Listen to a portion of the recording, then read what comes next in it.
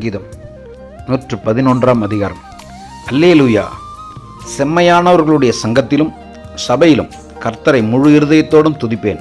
கர்த்தரின் செய்கைகள் பெரியவைகளும் அவைகளில் பிரியப்படுகிற எல்லாராலும் ஆராயப்படுகிறவைகளுமா இருக்கிறது. அவருடைய செயல் மகிமையும் மகத்துவமும் உள்ளது. அவருடைய நீதி என்றென்றைக்கும் நிற்கும்.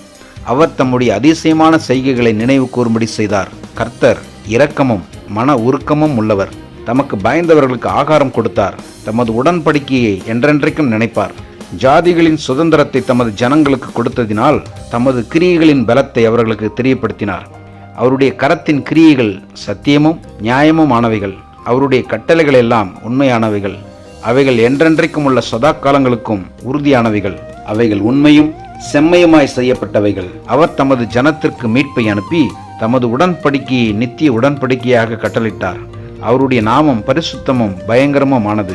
கர்த்தருக்கு பயப்படுதலே ஞானத்தின் ஆரம்பம். அவருடைய கற்பனைகளின்படி செய்கிற யாவருக்கும் நற்புத்தி உண்டு. அவர் புகழ்ச்சி என்றென்றைக்கும் நிற்கும். ஆமென்.